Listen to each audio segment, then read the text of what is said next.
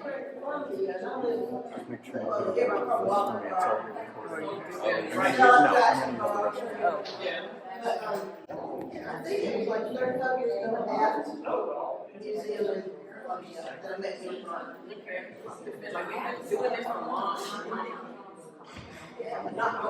Welcome, everybody. My name is Karen Watson, and I am the director until January of the Sumter County Gallery of Art. And I'd like to welcome you all. We are honored, really, to have Natalie Daise perform for us. She's going to be telling Comeyah tales, Gullah storytelling, some Gullah songs, whatever comes to her mind.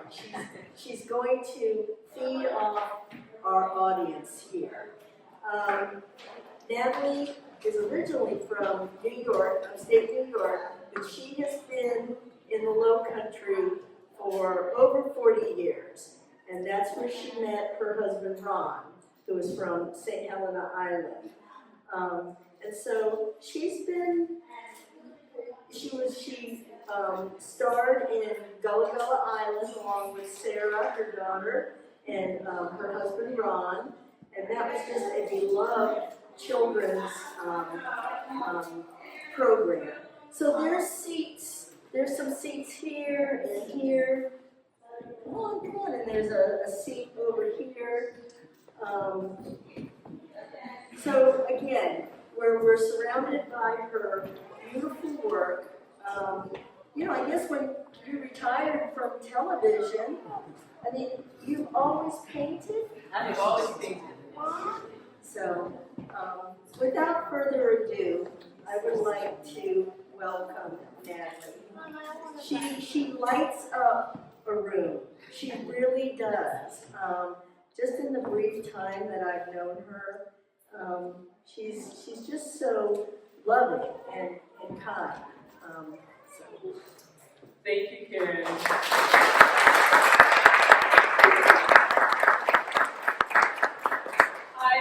Thinking of the last thing she said, last two. On the way here, I was listening to a recording of storytelling, a live storytelling event I did in 2013. And it was the only time I told those particular stories. And it so happens it was recorded. And I got it, so I brought a few CDs so I could listen to them. But I pulled them out of the closet today. And in it, I tell the story of my uncle, Simeon. Now, you may know that name because my son is named Simeon. And it is traditional to name your people after your people. Names are like heritage names that you pass on. So my daughter, Sarah, is named for Sarah Louise Jackson, who is my great-grandmother. And my son, Simeon, is named for my uncle, who you'll see in the first painting by the door there. But he used to say to me all the time, the most important thing is love. The most important thing is love. He never shut up about it. And even when I didn't want him to, when I was in the place, sort of the darkest time of my life, which is how I ended up here in South Carolina, when the folk up in New York were like, you got to get out of here. And here's a bus ticket, and it's one way to Beaufort, South Carolina. And I got to know my uncle, and he would come over to the trailer. I was in his little trailer. No, y'all, it was not a modular home. It was a trailer. With the bed like a bunk built into the wall, trailer. With my grandmother, also several furry rodent creatures, and flying palmetto roaches, which I had never seen before. But he would come over because I never slept. I had insomnia. And he would say, special. That's what he called me. He called me special, like it was my name. And I'm thinking about it now because I was listening to that recording on the way here. He called me special, he didn't call me Natalie. And he would say, love is the most important thing. If you have that, you'll be all right. And so when he said that about love, I thought, well, I have honored him by taking that in. And the other thing, when you said light, I'm just going to say this now. A few years ago, I was trying to get out of a slump, and I had a friend who was like a coach. She said, you need a motto, that every day you say to yourself, like, Natalie is the best, or something. And And I couldn't make that work for me. And then one day it was, you are the light of the world. A city that is set on a hill cannot be hidden. And I thought, that's what I'm going to take. I am the light of the world in a city that is set in the hill and cannot be hid, so let my light so shine. So for you to say that, I'm like, okay. That's good, that's cool, that's cool. Okay, so yes, I'm a storyteller. And I am an artist, but for me, art and story hold hands. For me, my art is just another expression of story. For those who know me from Dancing with a Frog on TV,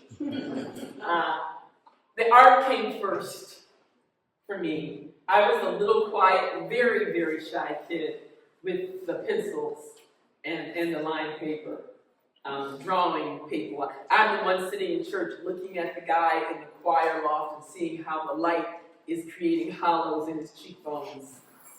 And that was me. This part came a little later. Partly through growing up in the church. Because if you grow up in the church and you have my mama, you're going to have to get up front and say your Bible verses or your piece. And you cannot shame her. So you better memorize it, you will not stumble, and you better enunciate. Yes, if there is a T, you hit the T. You don't swallow nothing, and you don't say nothing. But I've been living a long time now. I have relaxed all that. But at the time, I would have said, you swallow nothing.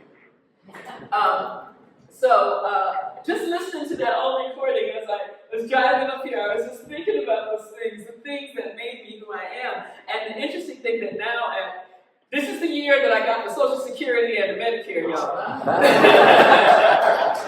So I think I was kidding. I was like, is it still gonna be there? They're like, you want to wait? I'm like, no. That even now, everything that I am and do now are the things that they supported me with when I was a child. When I was a child, they taught me how to speak. When I was a little girl, they encouraged me. My daddy bought me my first art kit in November 11, 1973. And I taught myself how to use it. So no, I wasn't trained, I taught myself. And in my house, everybody sang. And so because of that, I'm going to sing a song for you. And you'll probably see that happen a few times today because one of the things I do to create a space for myself is to use music. So this is a song from Sweet Honey in the Rock. For each child that's born, a morning star rises and sings to the universe who we are. For each child that's born, a morning star rises and sings to the universe who we are. We are our grandmother's prayers. We are our grandfather's dreaming. We are the breath of the ancestors. We are the Spirit of God. We are mothers of courage, fathers of time, daughters of dust, and sons of great vision. We're sisters of mercy, brothers of love, lovers of life, the wisdom of ages. We are our grandmother's prayers. We are our grandfather's dreaming. We are the breath of the ancestors. We are the Spirit of God. For each child that's born, a morning star rises and sings to the universe who we are. For each child that's born, a morning star rises and sings to the universe who we are. For each child that's born, a morning star rises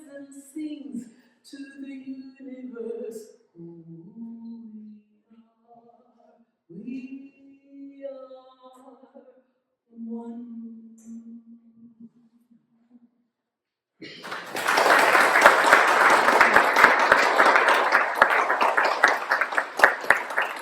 my mama has had a beautiful voice. And in my house, everybody sang. And my mama had me singing with her in church, songs that I didn't necessarily select, but she selected for me. And we would do duets. And then my brothers and I had a trio. And we sang, and my younger brother still does that. He travels all over the world with a group called Magic 7 singing. I am what I was encouraged to be when I was very little, even now. So I'm going to start with some stories, and I got all kinds of ages. This is my favorite group. I love a multi-generational group because different things feel different, you know? So I'm going to start with a story that is a West African tale. It was quite some time ago in a village that was a small agricultural village, and by that I mean they grew or hunted for their food and their livelihood. It was a long time ago, and what the women would do, the women would work in the gardens, and they would take care of the children, and they would harvest what was needed, and when needed, the men would go and they would hunt. And in this village, there was a man, and he was very well respected, and he had 4 sons. And one day he went to his wife and he said, well, I think it's time to go hunting. By the way, I love those boots. I think it's time to go hunting. And I want to take the boys with me. And his wife said, oh, wait, don't take the boys, because you know, it's almost time for me to give birth to this next child, and I just can't do all the stuff that I normally do. Could you leave them? And so the father said, okay. And he left his 4 sons, but he gathered up his weapons and supplies, and he went out across the field, and he entered the woods. And when they saw him go, they then turned to help their mother. So if she needed something dug, they dug it. If she needed something carried, they carried it. If she needed something chopped, they chopped it. And at the end of the day, they gathered around the table for their outdoor meal. And one of them, as they were eating, said, Father isn't back yet. And they finished their meal, and it was dark. They went to bed. So the next morning, they got up, and it was very much the same. If they needed something chopped, they chopped it. If they needed something carried, they carried it. They helped their mother doing all of the labor that she couldn't do. And at the end of the day, as they gathered around the meal, another brother said, Father isn't back yet. And they went to bed. And this went on day after day until finally no one even said, Father isn't back yet. And the time came when the mother gave birth to another child, another baby boy. And the baby did what babies do, you know. It cried. So he learned to crawl and pull himself up, and soon he spoke. And the first thing he said was, where's my father? And his brother said, that's right. Father isn't back yet.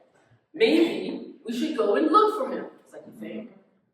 So the brothers gathered up supplies and things, and they went off across the field where they'd seen their father go, and they entered the trees where they saw their father enter, and they began to follow the hunting trails. But eventually, it became overgrown, and they weren't sure which way to go. And then the oldest brother said, hey guys, you know I have some special powers.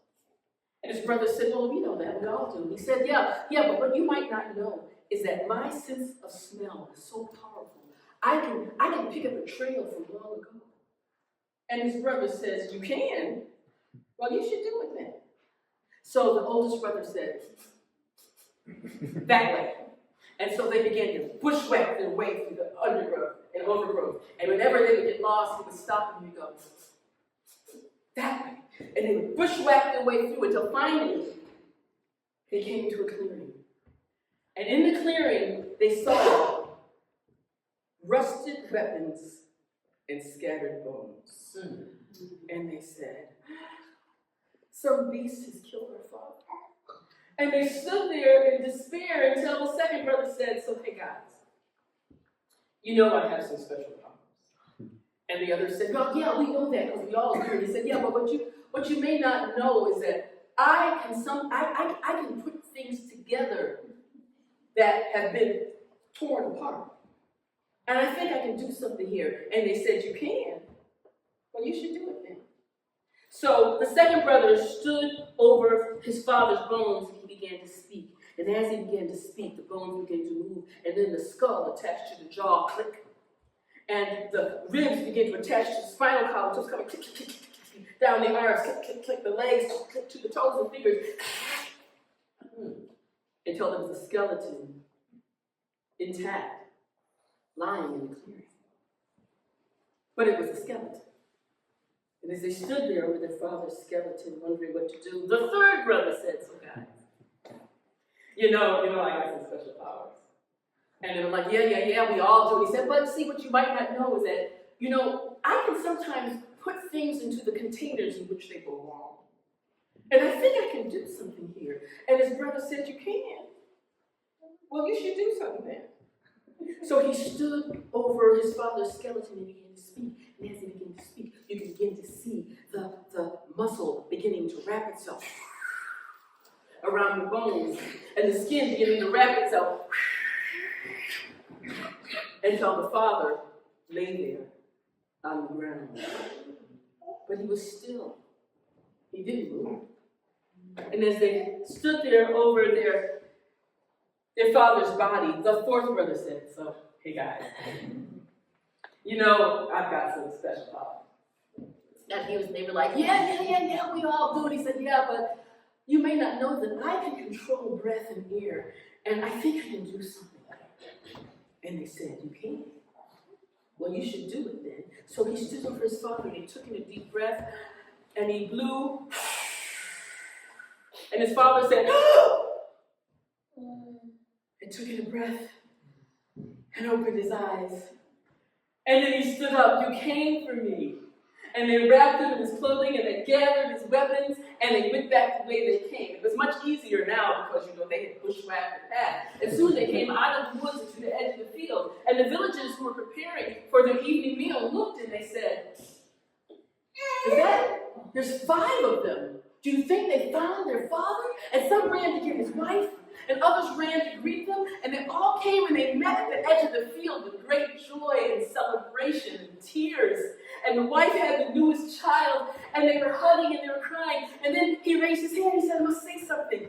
And of course, if you would listen, because he was a very important man and he had gone, he said, I must say something. I am so glad to be back. We should have a celebration. Wife, we will kill the fattest cow. And we will have a big celebration, and all I need for you to do is to give me the cow's tail. And so they slaughtered the cow for the big barbecue, and they brought him the cow's tail. And he took the tail, and he cured the tail, and he cleaned the tail, and he wrapped it with gold, and he wrapped it with jewels, and it was soon the most beautiful cow tail switch you'd ever seen. The kind of thing only a very important person would carry. And everywhere he went, he carried the cowtail switch. And the time finally came for the celebration. And there was singing, and there was dancing, and there was palm wine, and there was food, and there was rice, every kind of rice you could possibly imagine. And they were just celebrating and dancing and singing into the evening. And as the evening went on and the celebration increased, finally the father, he raised his cowtail switch, and everyone was quiet. Because he was a very important man, and he had something to say. And he said, I was gone, and now I am back. I am so glad to be back, and I want to give this cowtail switch to the one who did the most to bring me back. And so the eldest son said, oh, that would be me. That would be me, because, nobody even knew where you were. No one knew where you were. I sniffed up the trail. I found you, Dad, and you reached for the switch. But the second son said, oh, no. See, yeah, we found you, but you were bones. And I knit the bones together, so without your skeleton, that would be me. But then the third brother said, who put you back in your skin and your muscle? So that would be me. And the fourth brother said, it's nothing without the breath of life. And now they started to fight. I want it. No, I want it. No, I want it. Well, I should have it. And finally he raised it again. And everyone was quiet. He said, I've made my decision.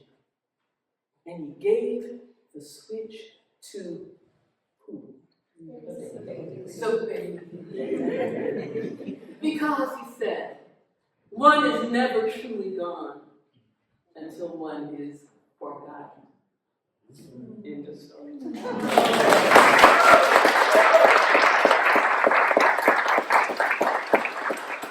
I love that story because in many ways it is about the power of memory.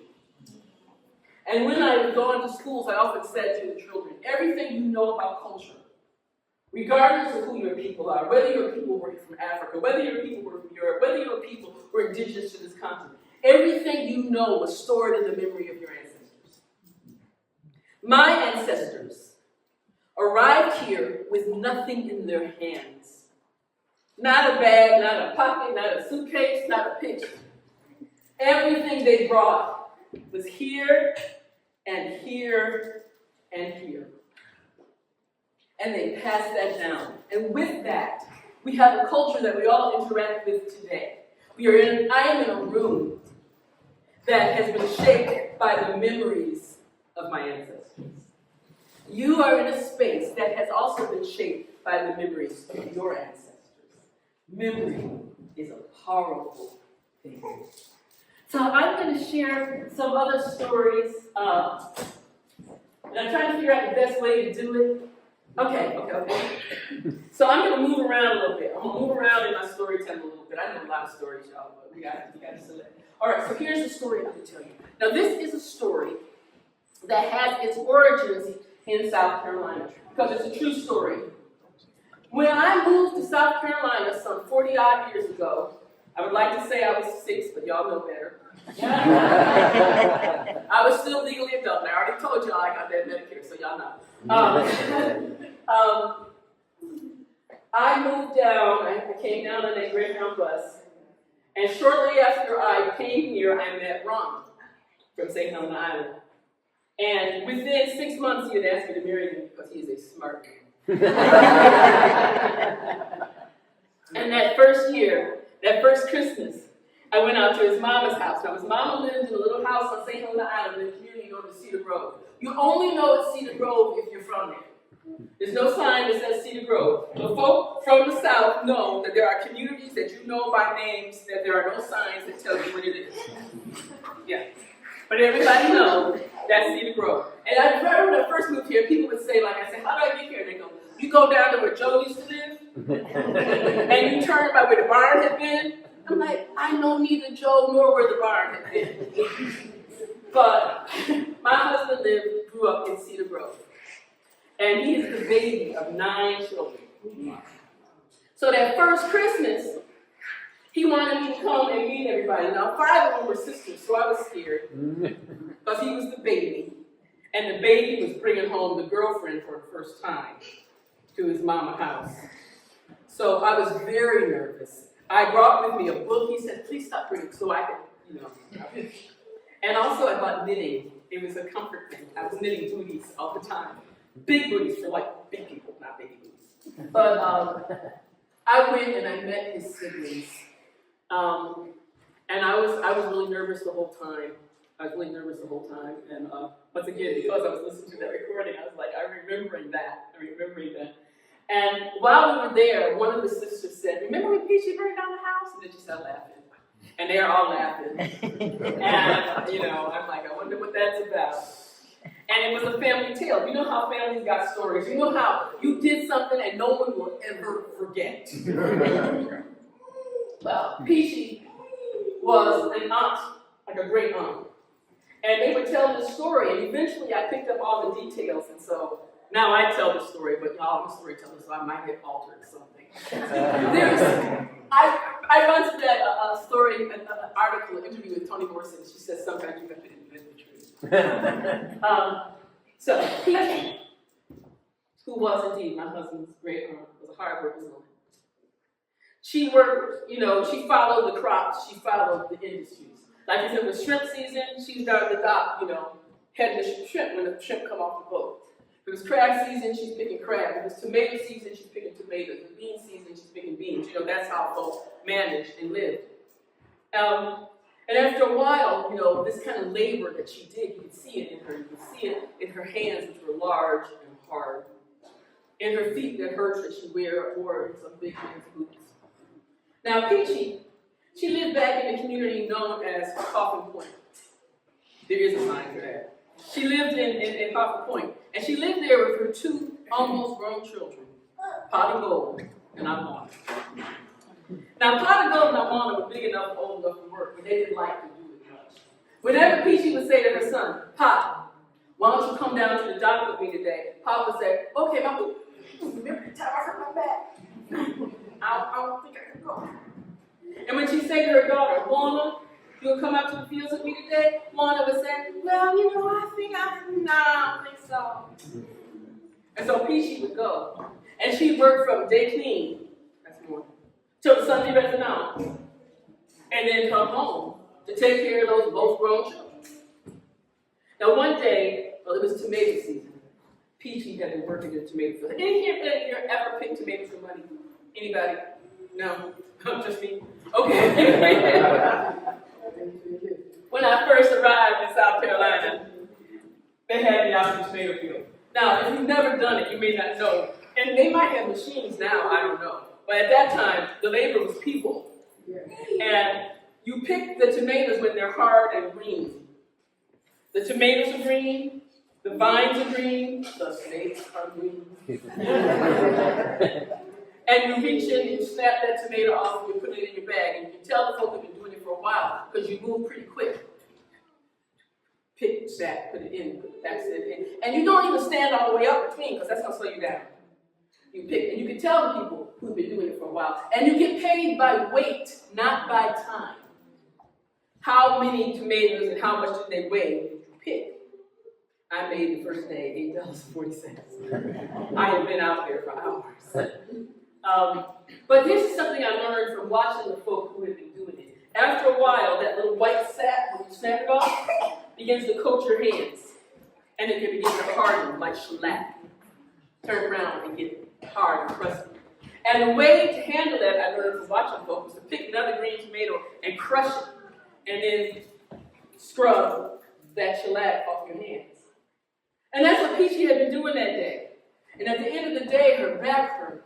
And she was sticky and tired. And when she went back to her little cabin down in Coffin Point, she walked in, and there were her children, Pot of Gold and Woman, just sitting at the kitchen table playing Tonk. You know what I'm talking? Yeah. Just sit there. Playing Tonk. Just sit there. Oh, Mama, I'm so glad you're home, because I was hungry. Oh, Mama, the Montgomery Ward catalog came. I saw a sweater there. I want that sweater. When you gonna cook? And Peachy looked at those children. She said, just give me a minute. She walked on over to the wood-burning stove, and it was cold. She said, okay. And then she went and she looked in the wood box, and it was empty. And she said, somebody go and get me some wood, and I'll cook a little something. And Papa said, okay, ooh. You know, Mom, I will go cut some wood, but you know, there go my back again. And I want to say, they're getting dark out there, hands. I ain't going out there and dark some hands, some flat out to get me. I ain't going out there. And Peachy, she looked at those children, and she looked at that cold stove, looked back at the children, and then she made a decision. She walked on over to an old straight back chair. She dragged that straight back chair over to the cold stove and she sat down. And she decided she was not going to move until she was warm, and she didn't care how it happened. So she just sat there in an old straight back chair, rocking herself back and forth and humming.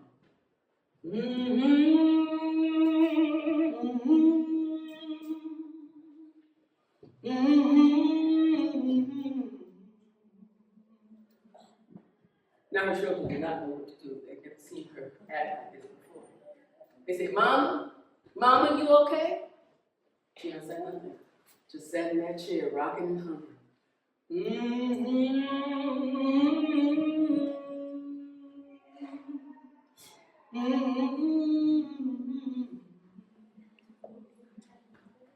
Now this went on for a while, and Pot of Gold and Wanda started to get nervous. And finally Wanda said, Pop, come here.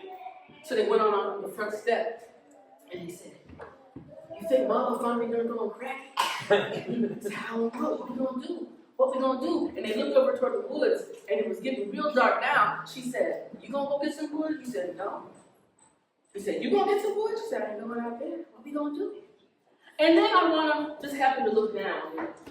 They had always meant to nail down that loose top step. And she said, we can burn this. So she pulled up the step They went in the house and they threw it into the stove and they started fire. As soon as it started to burn and warm, and when it got good and warm, Peachy reached her tired out hands toward the stove, and then she got up, she put on a pot of rice, she did some cornbread, she fried some fish. Everything was just like it was supposed to be. The children were like, all right, everything is good. But as the fire began to die down, so did Peachy. Till by the time it was out, she was back in that old straight back chair, rocking and humming.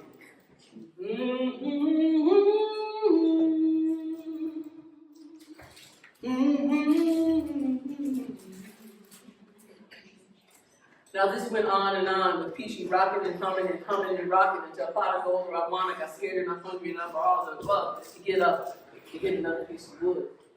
And soon the steps were gone. And in the porch. And they started on the house. A piece of the windowsill, a piece of the door frame, a piece of the wall, a piece of the floor, until one day, if you had just happened along, you would see Peachy, Pot of Gold, and Awana just sitting in the empty field with a pot of gold. But Peachy and her children had been burning down her own house bit by bit and piece by piece for so long, the neighbors had been. Now, the first time I told that story, someone said, you know, what's the motto? What's the moral? I'm like, what do you mean? What's the moral? So I said, okay, I'm going to come up with one, and I have. You might think it's Peachy, the way of the pot of gold if you want, but you'll end up out in the cold.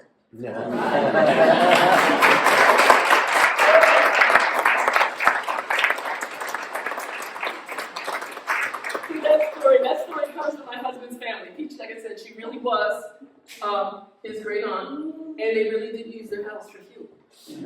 And I mean, I remember asking somebody, but why? All I know for the real end of the story, the real true story, what happened was that Peachy had a sister who did domestic work up in New York. And she had been saving her money. She never had children. She had been saving her money for her funeral. Because she wanted, you know, one of those imitation of life funerals, or some of y'all don't know that. Yeah, okay. She wanted that kind of funeral. But when she heard that Peachy and her children had basically burned down the house, she used some of the funeral work and got them a double wide back on the island. And that's where they stayed until Peachy. So that is a family story that I picked up from my husband's people. And the names, Peachy was her name, and those are indeed family names that I use. You know, there's a thing in the Gullah community, like a basket name and your government given name. Right. And you know, you'll be given a name for a characteristic or hope for your family might have for you. Like Ron's father's name was given was Chancellor, because his mother had lost every child. And then when this one was born, the midwife said, well, I guess we'll Chancellor, and actually gave him that name. Now later, when he became an adult, he changed it to Henry, which is not nearly as interesting. But the people in the community knew it was Chancellor. And I know someone named Easter. I knew Snow Day. So that was not uncommon to be given a name. And I can only assume Pot of Gold's mama had big hopes for Pot of Gold. So let's see. Okay, I'm going to tell a story that was first recorded around Charleston. It was recorded during the 1930s or 40s when WPA, when people were being paid to just go around and listen to stories. And this story was collected by a woman named Virginia Hamilton in a book called The People Could Fly. Yes. One of my favorite stories, and I will tell you that one, but I'm going to tell you this one first. This story is called Little Sister and the Wolf. Now, Little Sister lived with her daddy in this little white house. And all around the house, there was a garden with every kind of flower you could imagine. And all around the garden, there was a white fence with a gate. And all around the fence, there were woods. Little sister's father would say, little sister, don't go out of the gate and into the woods, because there are wolves in the woods. the little sister would say, Don't worry, Daddy, I will. now little sister's favorite thing to do in the whole world was to pick flowers. And whenever she picked, she would sing her picking flower song. And her picking flower song went like this. Aunt Jenny's cornbread, sweet, sweet, sweet. Eat some, leave some, sweet, sweet, sweet. Aunt Jenny's cornbread, sweet, sweet, sweet. Eat some, leave some, sweet, sweet.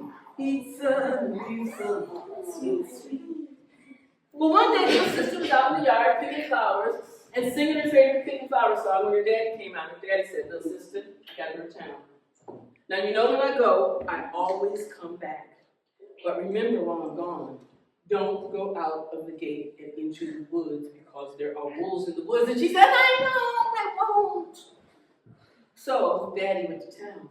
And little sister continued picking flowers and singing her favorite picking flower song. Aunt Jenny's cornbread, sweet, sweet, sweet. Eat some, leave some, sweet, sweet, sweet. Aunt Jenny's cornbread, sweet, sweet, sweet. Eat some, leave some, sweet, sweet. Eat some, leave some, sweet, sweet. But little sister just picked a flower by the gate when she saw right there on the other side of the gate what she thought was the prettiest purple flower she ever seen. Now, mind you, there were plenty of purple flowers in her yard. But the little sister, they weren't as pretty as the one right outside the gate. Little sister said to herself, Daddy won't mind if I open the gate and pick one flower. What do you think? You think he might? So she opened the gate and she stepped out and she picked it. Ooh, but there was a yellow one and she picked it. Oh, there was a red one and she picked that one. Before you knew it, little sister was just walking through the woods, picking flowers and singing her favorite picking flower song. Aunt Jenny's cornbread, sweet, sweet, sweet. Eat some, leave some, sweet, sweet, sweet. Aunt Jenny's cornbread, sweet, sweet, sweet. Eat some, leave some, sweet, sweet. Eat some, leave some, sweet, sweet. Suddenly, little sister looked around, and she was a lot farther from her home than she meant to go. She turned to the running horse, went from out behind the tree, jumped. Oh.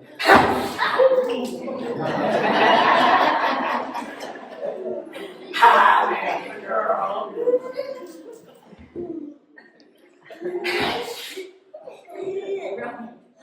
Why don't you sing that sweetest little song?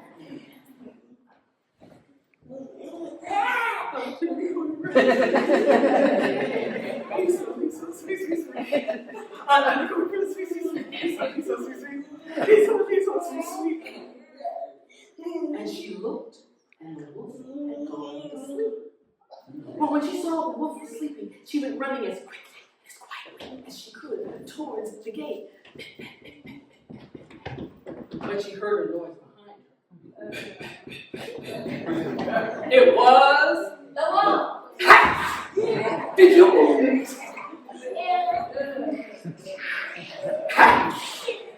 Now don't you worry. And why don't you sing that sweetest good song again? I think she needs help. Can you please help her? Aunt Jenny's cornbread, sweet, sweet, sweet. Eat some, leave some, sweet, sweet, sweet. Aunt Jenny's cornbread, sweet, sweet, sweet. Eat some, leave some, sweet, sweet. Eat some, leave some, sweet, sweet. And the wolf fell asleep again. So little sister went running as quickly and as quietly as she could towards the gate. But she heard a noise behind her. It was The wolf. I think you moved.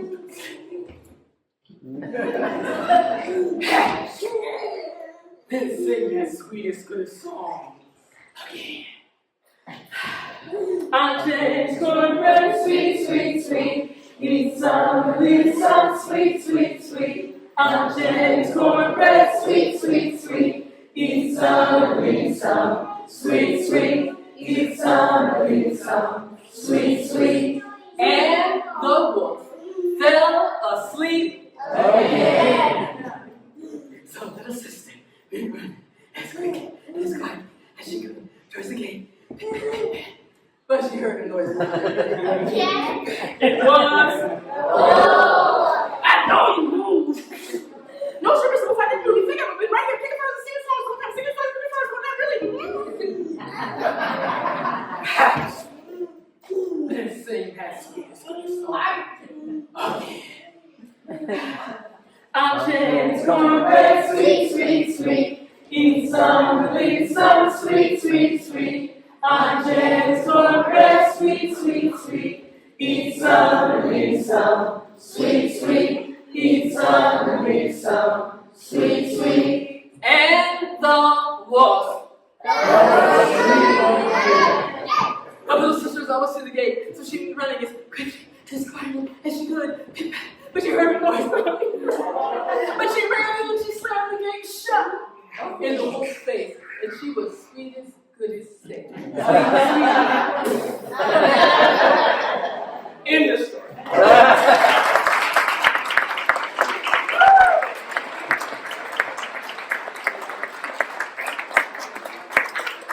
So, you guys just learned a song that was over 100 years old.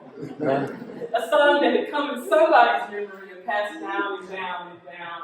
A song children used to sing when they went outside to play and do ring games. See, I know this would be crazy to the little ones. Once upon a time, nobody had a phone or a tablet or an Xbox. I don't know what y'all use, Xbox. I don't know what y'all use. They didn't have it. So what kids would do, like after school or vacation, they would just go outside and play with the kids. Sometimes my husband said, hey, they would get a rock and a stick. Throw up the rock. Okay, here's what my husband said was big fun. They would catch a big bug. They called it a June eater, thick eater, June bug, or thick eater.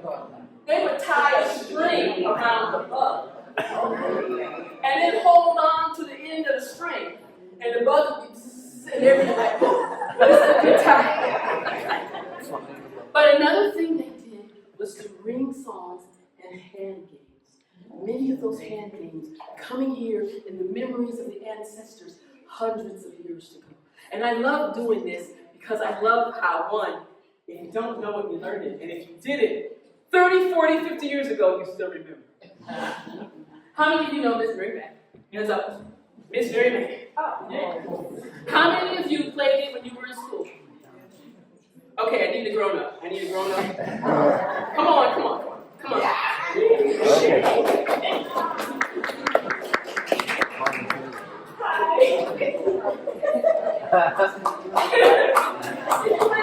I did. Yes, now where did you grow up? In Miami. You grew up in Miami. I grew up in Rochester, New York. I think I'm a little older than you. Okay. Yeah. So, you know Miss Mary Mack, and I know Miss Mary Mack. We aren't the same age, and we've never met each other before. Right. Okay. Now, how can we all know how to do it? Do you hear a Miss Mary Mack class at your school? No. Mine either. But we learned how to do it. Now, there's different ways to do it and right. So the simplest way is this. Cross, down, clap, one. You got that short? There you go. Okay. Cross, down, clap, 1, 2, 3. Okay, you know the song? Yeah. Ready to sing? Clea. Okay, Clea. Ready? Yes. Miss Mary Mack, all dressed in black, with silver buttons all down her back. She has her mother for 15 cents to see the Elvis jump over the fence. She jumped so high, she touched the sky, and then came back to the 4th of July. Excellent, go on.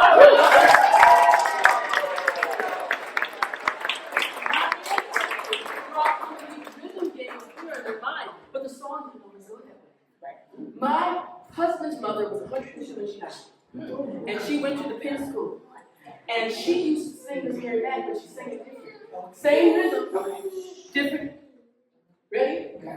Miss Mary Mack, all dressed in black, with silver buttons all down her back. She went to river, but couldn't get across, so she came down for the whole great cross. But the horse wouldn't pull. I saw it for a pull.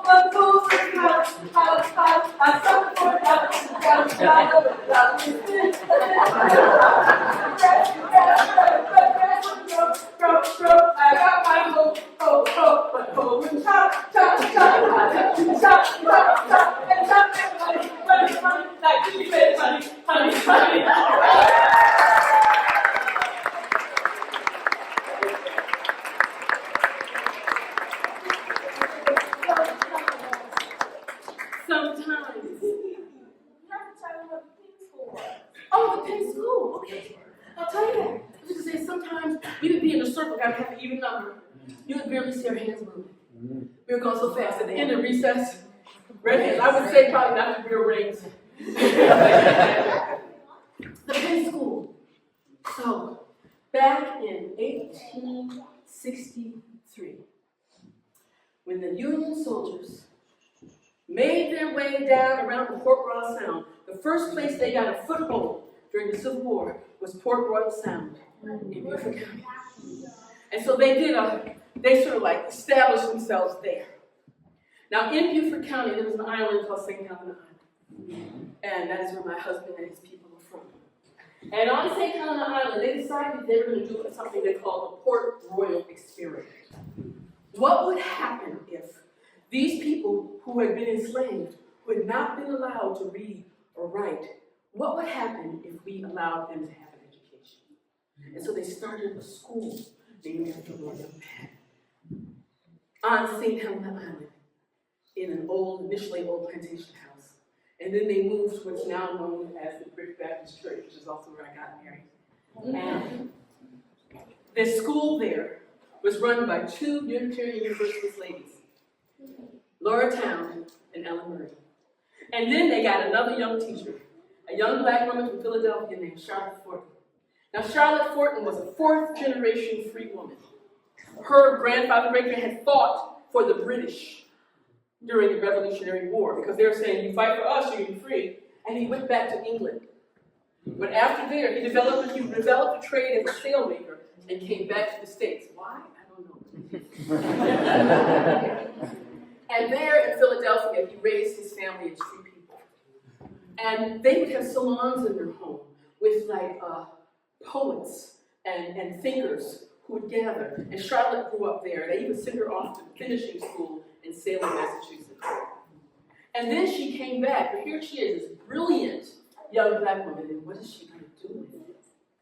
And so when she heard about the school, she got on a ship and came down to St. Helena Island to teach. As a matter of fact, the very first records of spirituals were her writing down what she heard the people singing. The very first. Send them north, and I want to say, I can't remember if they were published, the very first. As a matter of fact, one of her friends was John Greenleaf Whittier.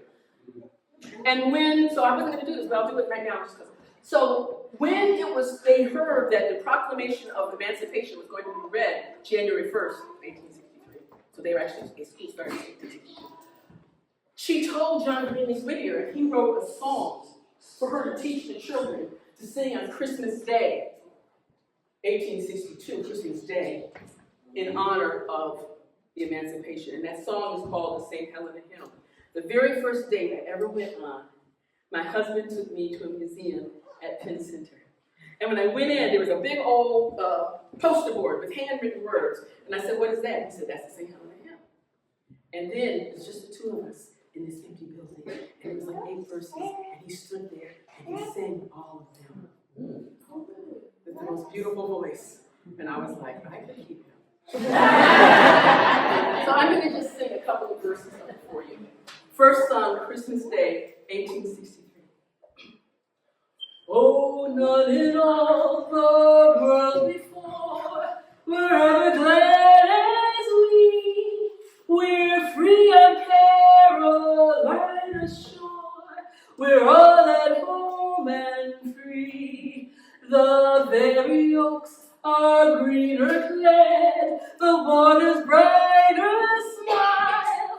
Oh, never shone a day so glad on sweet St. Helena's Isles. We praise thee in our songs today, to thee in prayer we call. Make swift the feet and straight the way of freedom unto all. Come once again, oh blessed Lord, come walking on the sea, and let the mainlands hear the words that set the island free.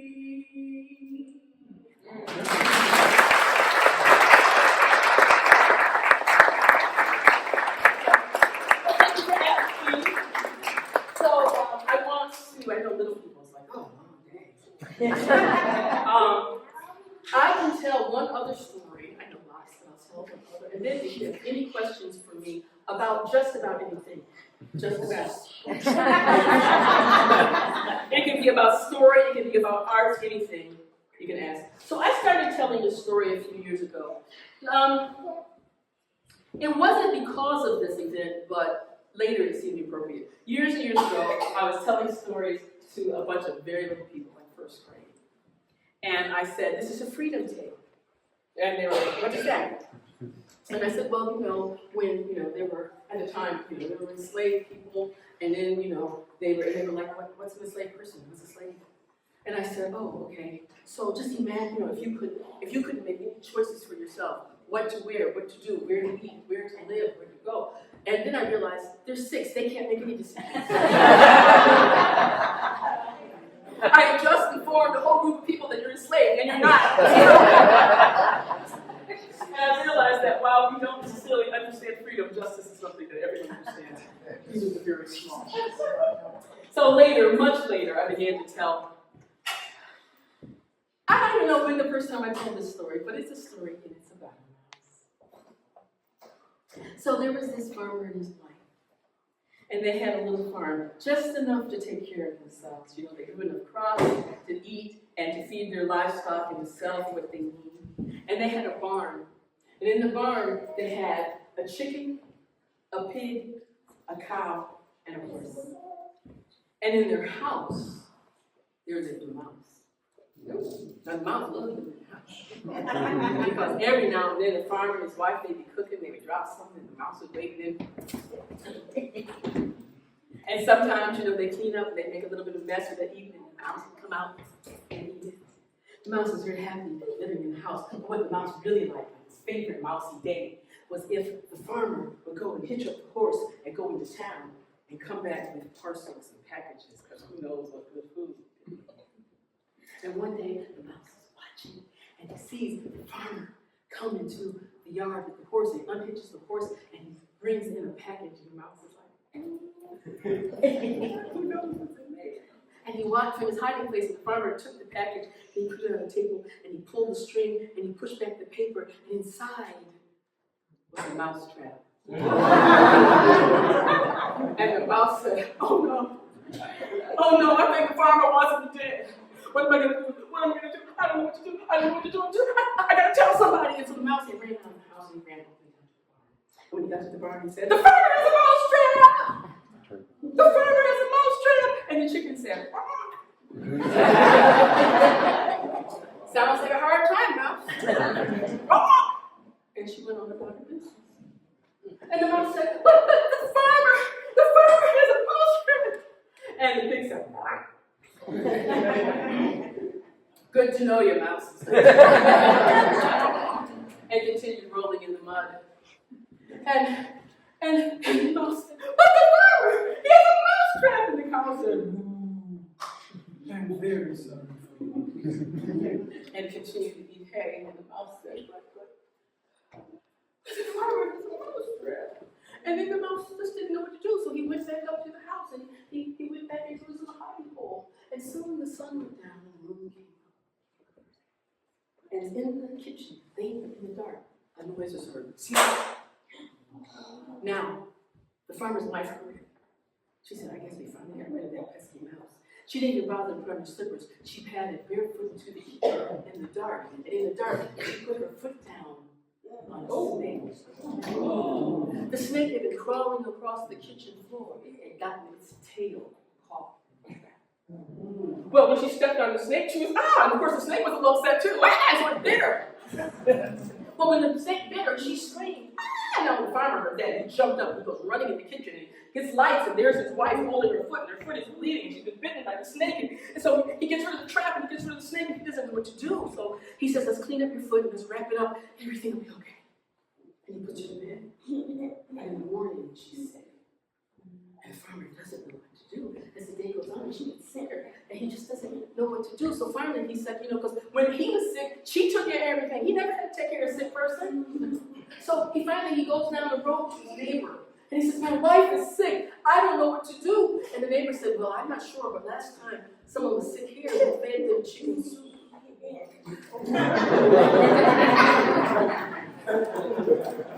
So the farmer comes back home, he gets his axe, and he goes in the barn.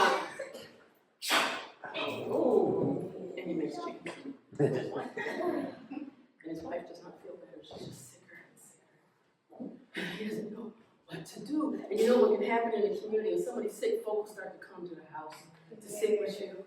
And folk begin to come, neighbors and such. And there's all these folk, but what's he going to feed them? There's nobody going to feed them. Then he thinks this could be a good time for ribs. So he goes to the barn. Barbecue for all the neighbors. And her sickness continues. She just does not get better. She's just fading. She's so weak. And he's just caring for his wife. And so now he can't care for his crops. And he can't care for his crops. He can't sell them. That means he can't make any money. What's he going to do? So he goes to the barn. And he gets the cow. And he takes it to town. And he sells it. Now the mouse has been watching all of this. And the mouse said, oh, I tried to tell him. I tried to tell them the farmer has a mouse trap. Didn't they understand? A mouse trap for me is a mouse trap for everybody.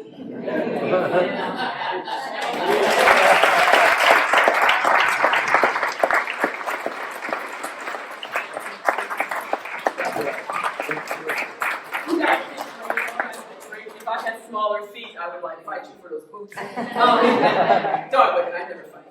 So I am open to questions of any kind until you guys are like, I'm sick of you. It could be about the stories, it could be about the art. I'll be happy to answer any questions. Yes? When was the moment internally you found out that your gift was? I know exactly. I married a writer, and his very first book was called Reminiscences of a Seattle Heritage, where he interviewed elders of his community.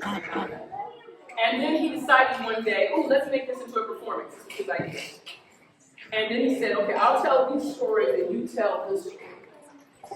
And so the first story I learned was People Can Fly, and also the oral tales from the elders. And I remember clearly stepping onto the stage to tell that story and feeling truly like I had stepped into myself.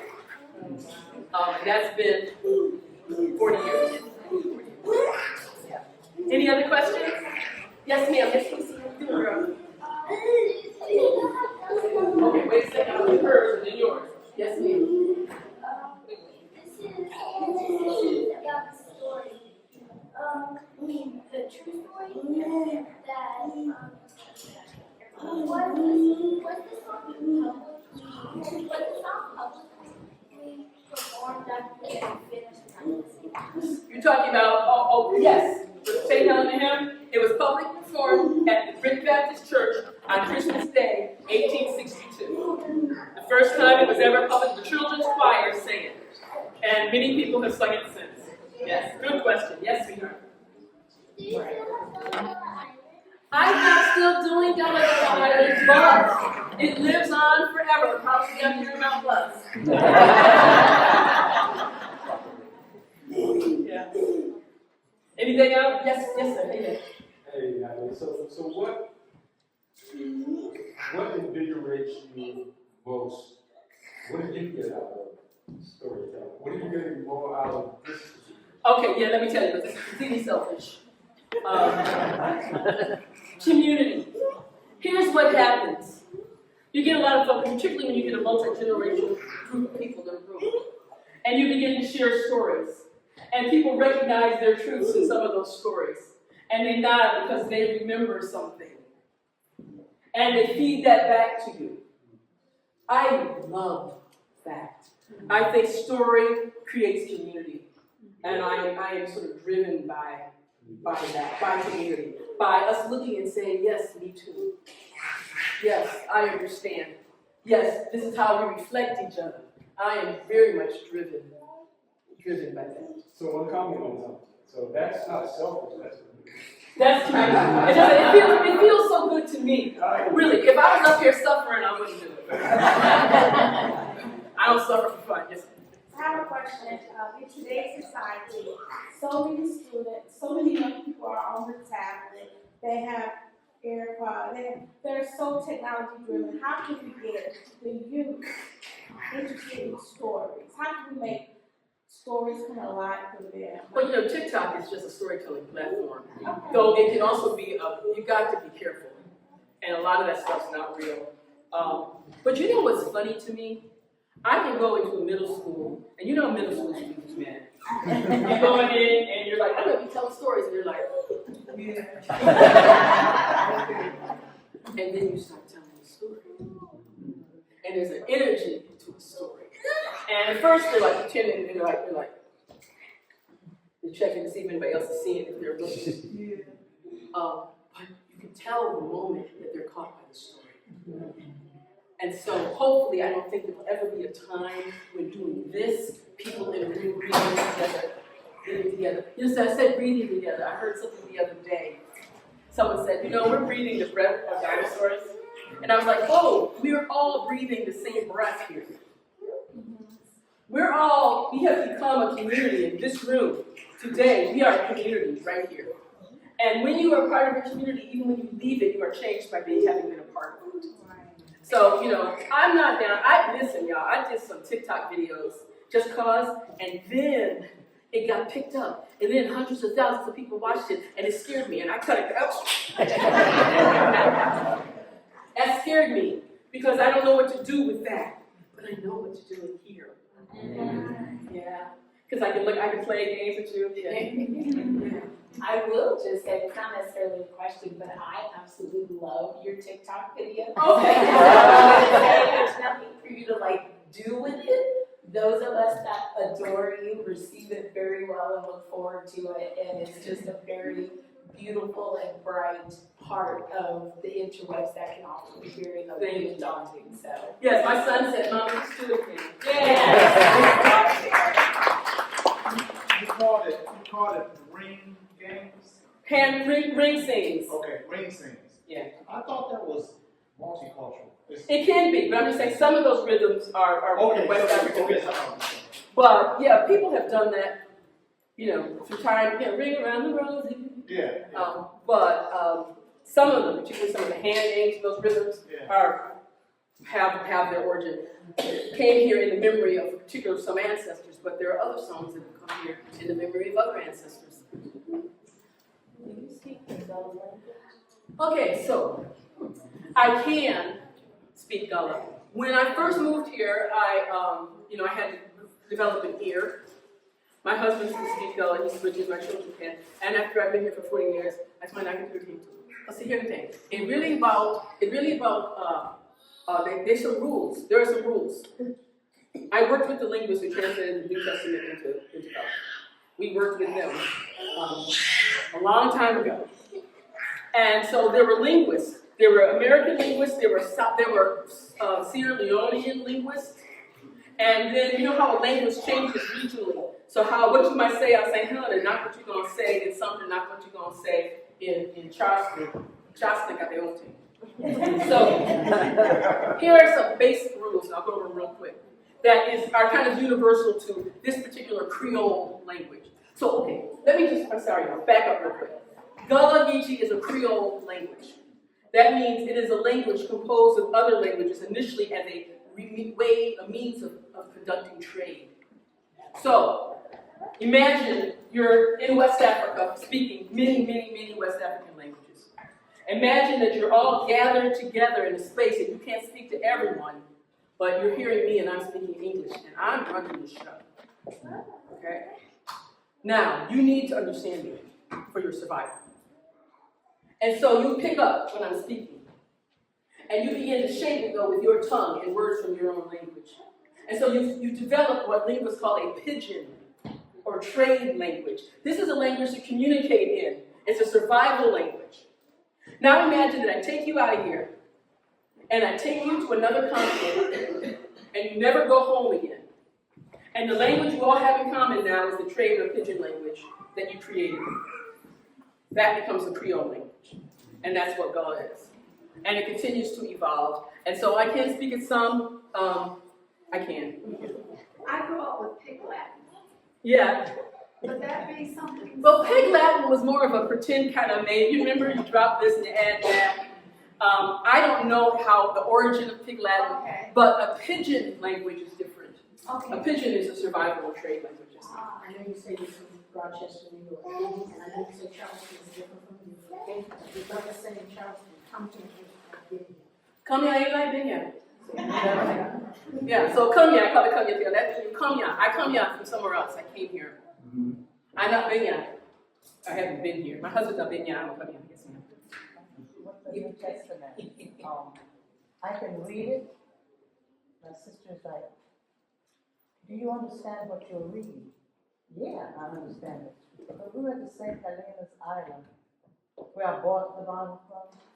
The young lady, she was born and raised there, but she said she could not read that Bible. When we started testing it on St. Helena, that was the challenge because the attempt was to write phonetically what we had heard.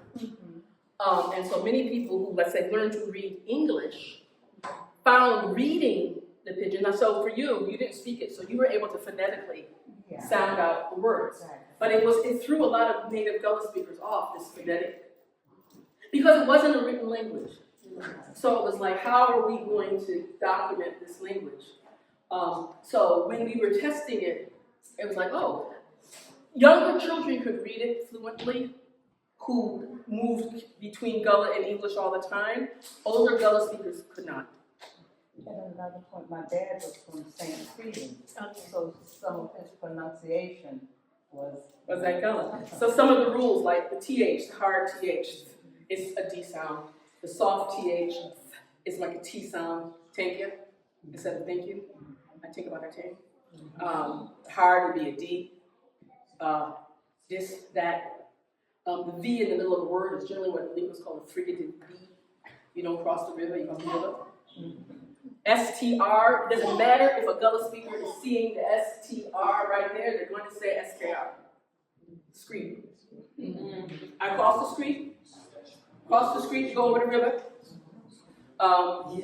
Then there's just some words, yeti. You yeti what I say? You listen, you yeti me? So there are some words in Benya, which is really like been here, but you're ya. Woman, instead of woman, that W at the beginning of a word is generally dropped. So those are just some of the things that you could develop the ear for. And so I'm told by my family that after 40 some odd years here, I sometimes just drop in and out of it, without really thinking about it. I don't really speak like I spoke when I moved here, because I was trained by my mama. And also because when I was a little girl, being a young black girl, you had the burden of your whole race. Everywhere you went, you had the burden of your whole race. Don't you go out there, not just don't shame your mama, don't you shame us. So you must be articulate, you must get A's in your class, you must behave properly when you are in public so that you don't shame us.